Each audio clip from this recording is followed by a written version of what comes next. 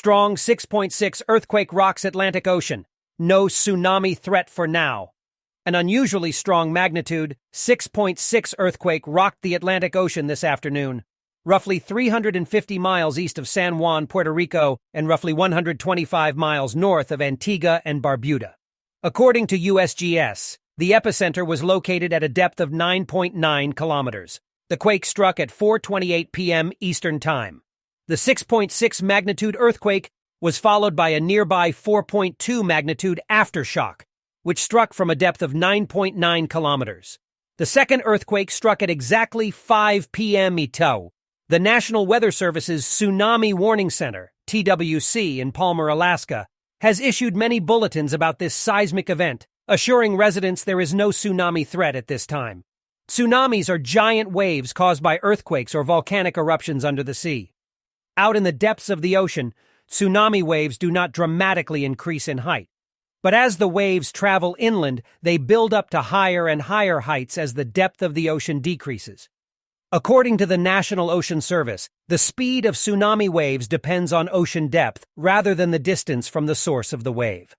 Tsunami waves may travel as fast as jet planes over deep waters, only slowing down when reaching shallow waters. While tsunamis are often referred to as tidal waves, this name is discouraged by oceanographers because tides have little to do with these giant waves.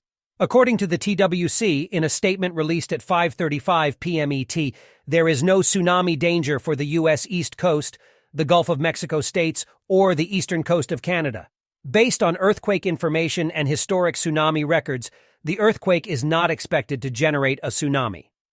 The National Weather Service's Pacific Tsunami Warning Center in Honolulu, Hawaii, also issued a bulletin around the same time for Puerto Rico and the U.S. and Virgin British Islands. People may have experienced shaking from the earthquake. Based on all available data, there is no tsunami threat to Puerto Rico, the U.S. Virgin Islands, or the British Virgin Islands from this earthquake, the Honolulu team released in a bulletin. In the last 24 hours, there have been 15 earthquakes around Puerto Rico. The two quakes that struck this afternoon have been the strongest in the series. Most of today's earthquakes aren't far from the epicenter of a strong earthquake that hit in January 2020. That 6.4 created extensive damage in Puerto Rico, including widespread power failures across much of the island. An earthquake swarm started here in December 2019, and unrest has continued since. 295 earthquakes have hit in the last 39 days in and near the January 2020 epicenter area. There have been 68 in the last 7 days. These earthquakes are occurring near the northern edge of the Caribbean Plate, a mostly oceanic tectonic plate underlying Central America and the Caribbean Sea off of the north coast of South America.